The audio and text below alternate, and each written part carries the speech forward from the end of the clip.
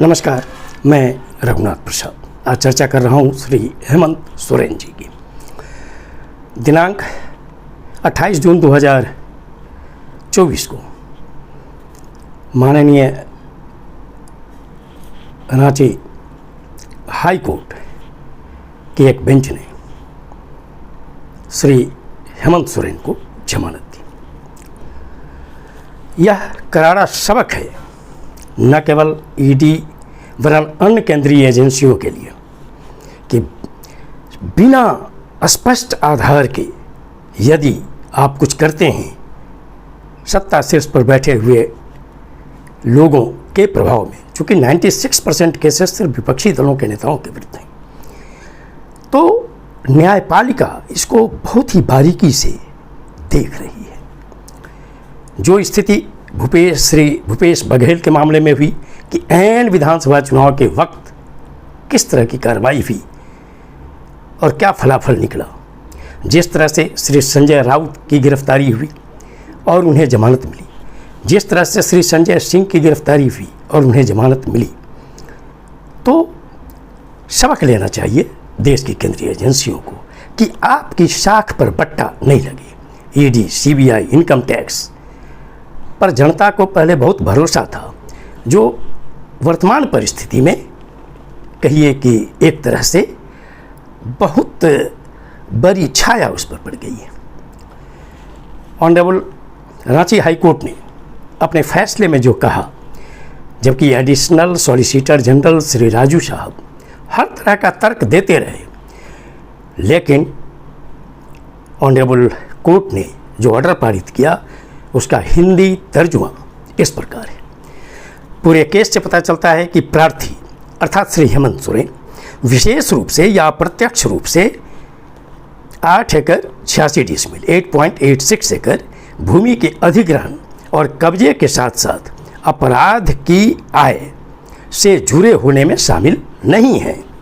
किसी भी रजिस्टर राजस्व रिकॉर्ड में उक्त भूमि के अधिग्रहण और कब्जे में याचिकाकर्ता की प्रत्यक्ष भागीदारी का कोई संकेत नहीं। दूसरी बात जो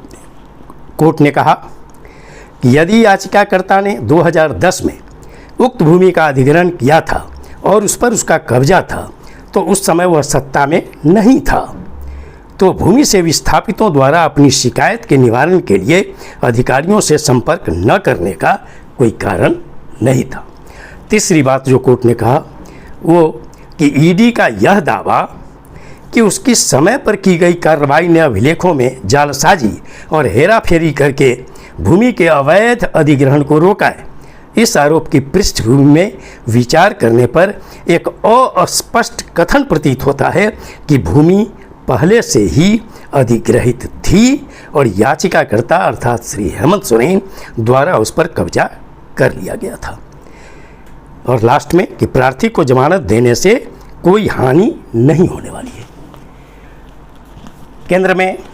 जो सत्तारूढ़ एनडीए सरकार है बीजेपी के नेतृत्व में, उनको अब यह सीखना चाहिए, समझना चाहिए कि आखिर केंद्रीय एजेंसियों की शाख पर इस तरह से बट्टा लगता रहेगा तो इसका मैसेज पूरे देश को क्या जा रहा है। पूरे देश की जनता यह देख रही है कि 96% केसेस सिर्फ विपक्ष के नेताओं के विरुद्ध क्यों हो रहे हैं। क्या भारतीय जनता पार्टी या उनकी जो एलाइड पार्टीज है, उनके नेताओं पर कभी कोई मामले नहीं बनते। ये तो पूरे देश ने देखा है कि जब इलेक्ट्रल बॉन्ड के जरिए जो दान देने वाले लोग हैं किस किस तरह के हैं, उनके यहाँ ईडी ने उसके बाद, चूँकि जब मामले सामने आए हैं तो उसके बाद ईडी ने क्या कार्रवाई की, यह देखना चाहिए सीबीआई ने क्या किया। ये भी पूरा देश देख रहा है। 2024 के लोकसभा चुनाव का जो मैंडेट आया है वो कहता है कि मिलीजुली सरकार के नेतृत्वकर्ताओं को यह देखना चाहिए कि भारत में संसदीय लोकतंत्र है और उसमें विपक्ष जो बहुत बड़ी संख्या में इस बार आया है वह दबने वाला नहीं है। वह जनता के मुद्दों को उठाएगा, चाहे वो नीट का मामला हो, चाहे महंगाई का मामला हो, बेरोजगारी का मामला हो, शिक्षा का मामला हो, स्वास्थ्य का मामला हो, संविधान की रक्षा का मामला हो, वह पुरजोर तरीके से उठाएगा। और अब तो श्री राहुल गांधी जैसे ओजस्वी लीडर विपक्षी नेता के रूप में बैठ गए। वो हर बात में, और उनकी जो बड़ी बड़ी जो विपक्षी पार्टियां हैं, चाहे वो तृणमूल कांग्रेस हो, डीएमके हो, समाजवादी पार्टी हो, ये सभी बैठने वाली पार्टियां नहीं हैं। और अभी श्री हेमंत सोरेन की रिहाई के बाद जो स्थिति पैदा हुई है और उसमें जो विपक्षी नेताओं की प्रतिक्रियाएं आई हैं, वो भी सत्ता शीर्ष पर बैठे हुए लोगों को देखना चाहिए कि आने वाले दिनों में ऐसा माहौल पैदा किया जाए। और इसमें सबसे बड़ी जिम्मेदारी भारत सरकार की, जो सत्तारूढ़ दल हैं उनकी है कि सत्ता पक्ष और विपक्ष में सद्भाव बने, ताकि देश की जनता के हित में काम हो, विकास के काम हो, कल्याणकारी निर्णय हो। अब तो एकदम स्पष्ट हो गया है कि श्री हेमंत सोरेन की गिरफ्तारी जिस तरह से हुई फरवरी 2024 में, वो कुछ न कुछ भावना के तहत हुई कि श्री हेमंत सोरेन जो युवा आदिवासी नायक हैं, जो दिशोम गुरु श्री शिबू सोरेन, जिनकी कितनी इज्जत है वो पूरा देश जानता है कि झारखंड में उनकी क्या अहमियत है, उनके पुत्र हैं वो, उनको पूरे लोकसभा चुनाव के परिदृश्य से बाहर कर दिया गया जेल भेजकर कि वो प्रचार नहीं कर पाए। और परिणाम यह हुआ कि जो 5 की 5 सीट अनुसूचित जनजाति के लिए सुरक्षित थी, वो 5 सीट इंडिया गठबंधन के कब्जे में आ गई। आने वाले दिनों में चूँकि नवंबर दिसंबर में वहाँ चुनाव होना है विधानसभा का, और श्री हेमंत सोरेन को सहानुभूति मिलना स्वाभाविक है, न केवल आदिवासियों का, वरन अनुसूचित जाति, अत्यंत पिछड़ा वर्ग और अल्पसंख्यक वर्ग का। और उनकी जो सहानुभूति मिलेगी तो भारतीय जनता पार्टी को बहुत परेशानी होगी आने वाले विधानसभा चुनाव में। और चूंकि इसका अंदेशा है भारतीय जनता पार्टी को, इसीलिए उड़ीसा में जब वो सत्ता में आई तो एक आदिवासी नेता को मुख्यमंत्री पद सौंपा गया है कि भरपाई की जा सके जो श्री हेमंत सोरेन के गिरफ्तारी से विपक्ष को लाभ मिला है। और मैं पुनः अनुरोध करता हूँ केंद्र सरकार से कि अब ऐसी परिस्थिति आनी चाहिए कि एक कानून बनना चाहिए कि पीएमएलए के तहत जिस तरह से गिरफ्तार कर बड़े बड़े नेताओं को जेल में बंद कर दिया जाता है, और अंत में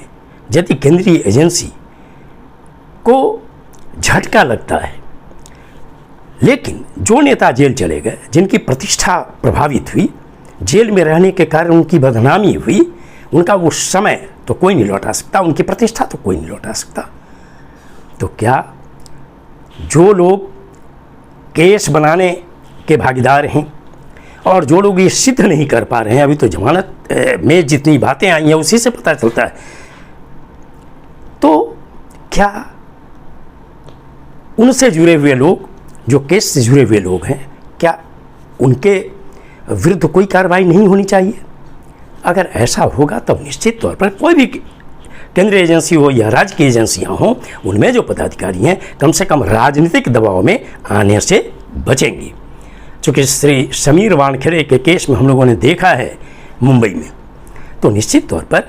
पदाधिकारियों को एक सकारात्मक संदेश जाएगा और वे समझेंगे कि अगर हम किसी राजनीतिक दबाव में कोई कदम उठाएंगे तो कल उसका खामियाजा हमें भुगतना पड़ेगा। देश के हित में है कि केंद्र सरकार केंद्रीय एजेंसियों की प्रतिष्ठा को बढ़ाने के लिए आवश्यक कदम उठाए और यह देखे कि सत्ता पक्ष और विपक्ष में प्रेम पूर्वक संबंध बना रहे। जिनकी गलती हो उनको सजा अवश्य मिले, लेकिन बेवजह किन्हीं को परेशान नहीं किया जाए। ये देश के संसदीय लोकतंत्र के हित में होगा। ये वीडियो आपको अच्छा लगा हो तो निश्चित तौर पर लाइक करें, शेयर करें। अब तक मेरे चैनल को आपने सब्सक्राइब नहीं किया, सब्सक्राइब करें, बेल आइकन को टच करें ताकि मेरे हर आने वाले वीडियो का नोटिफिकेशन आपको तुरंत मिल जाए। आप सभी लोगों के लिए शुभकामनाएं। धन्यवाद। जय हिंद।